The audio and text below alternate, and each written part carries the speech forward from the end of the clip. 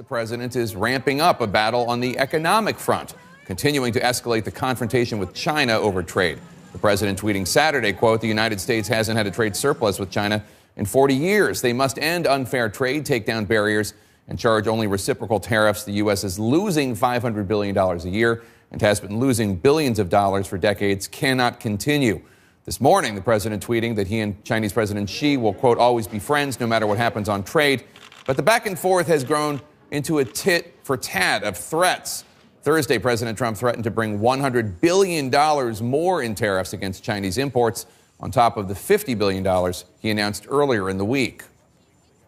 And here with me now is the top White House economic advisor, Larry Kudlow. Larry, thanks so much for being here. Really appreciate it. Appreciate it. So one of the great frustrations in covering this issue of trade deficits is that the way the president talks about it sometimes frustrates people who are experts on what a trade deficit actually is. There's consensus we should put on the table that China has unfair economic barriers up right now.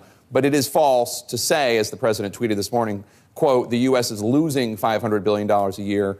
As you know, the number is actually $375 billion, according to the Department of Commerce. But more to the point, it's not that the U.S. is losing it. Americans are getting goods and services in exchange for that $375 billion.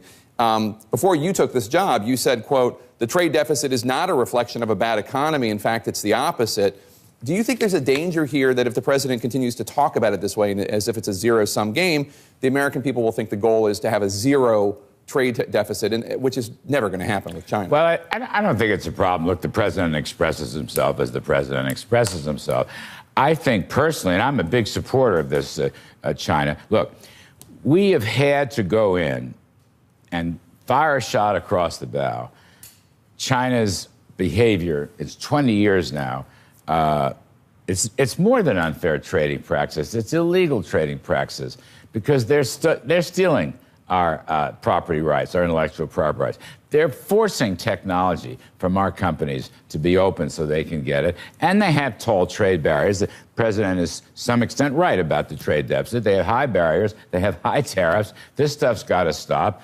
No president's had the backbone to take it up publicly before. So I think he's exactly right. And I say to everybody on this, the problem here is China.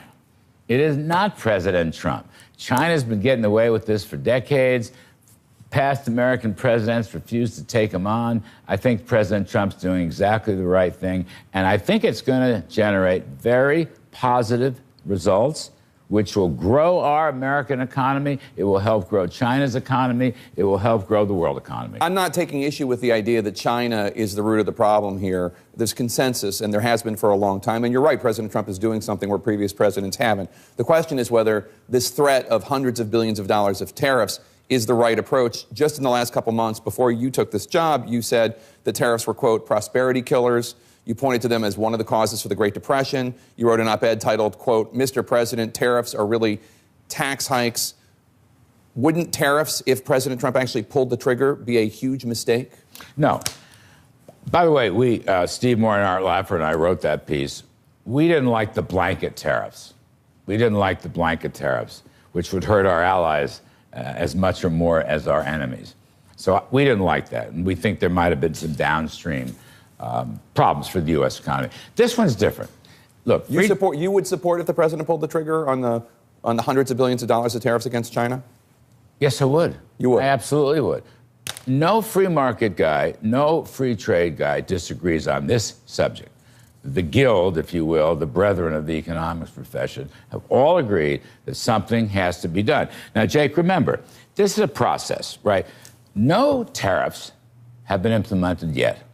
Very important. I get that, yeah. And this last round that was announced late last week, the president asked Bob Lighthizer, our trade diplomat, to consider whether an additional round of tariffs would be necessary or useful. And part of that is because after we made the first round, the Chinese response was unsatisfactory, to put it least. So the president's trying to get their attention again.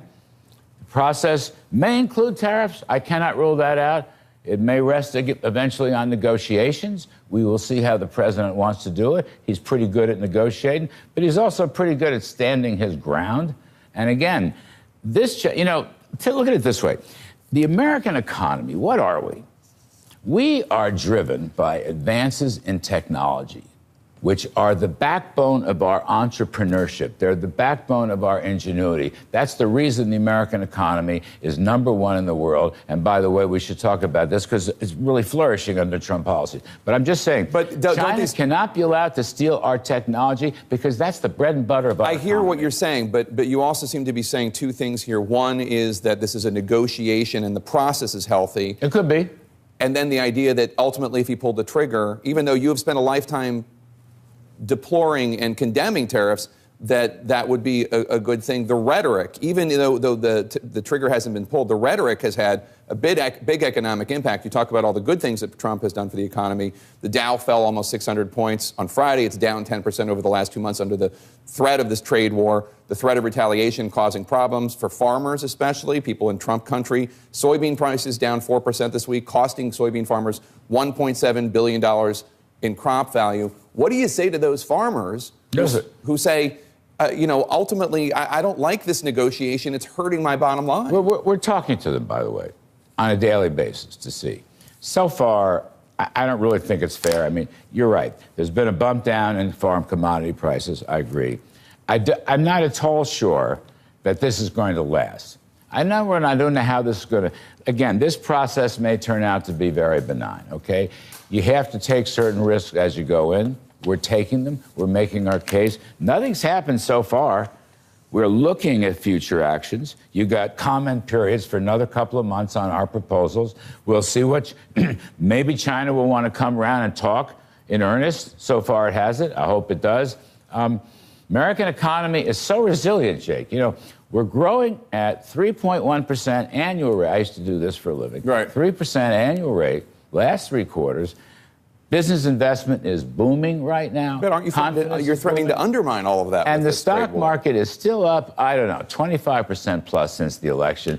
Here's the deal. You talk to a Wall Street guy, earnings, it's a Kudlowism. Profits are the mother's milk of stocks. Yeah. Profits are coming in like gangbusters. I'm not going to predict the stock market. I don't think they want me to. I have some thoughts on the matter. Right, I'm sure you do.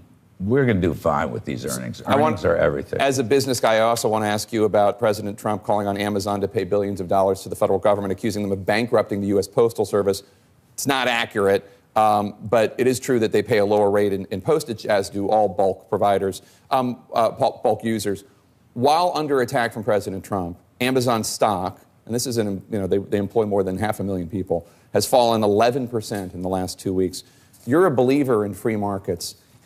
I can't imagine that you support a president, any president of the United States, singling out an American company and just bad-mouthing it for weeks while its stock goes down. Well, the issue here, as I understand it, is to have a level playing field with regard to tax collection. That's the issue. They support the tax bill that's going through Congress, Amazon. Yes, sometimes. And they're doing more in states now than they were, although they have not been collecting local tax. So you support the president bad-mouthing this private company? It's not so much bad-mouthing the company, Jake. It's let's have a level playing field for all the new internet retailing that's going on. The industry is changing fundamentally. It's going to continue to change like that.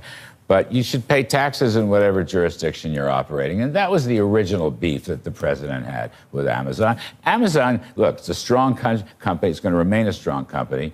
Lots and lots of retailers are going to become internet retailers. Let's have the tax situation applied to everybody. We've protected some, and we can't keep doing that. They pay the taxes they're required to pay. I want to ask you one last question. CNN, the Associated Press, Washington Post, New York Times, lots of media outlets reporting that it seems that Chief of Staff John Kelly's influence has been waning in the West Wing, with the president working around him, not including him in policy and key personnel decisions. Kelly threatening to quit multiple times during his tenure. It doesn't sound like a great relationship between the president and his chief of staff. What's your impression now that you're in the building? So I've been on the job 5 days.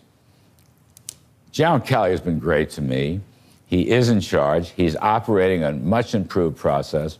And every time the president and I talk and that subject come up, the president has nothing but good things to say about General Kelly. That's what I'll say. I don't personally think this is a real story. The president trumped about it. The president tweeted about it. You're using Trump as a synonym morning. for tweet now. He did. Trump tweeted on it, and it didn't sound like he's pushing Kelly out. Kelly's been great to me. All I can tell you is 5 days. I have to do 5 more days to beat Anthony Scaramucci's record. I'm really working on that. I think you will. Today's day 5. I think I can do it. I think you got it in your grasp, and I hope you'll come back again. It's good to have you on. Anytime, Larry Jeff. Kudlow, thank you so much.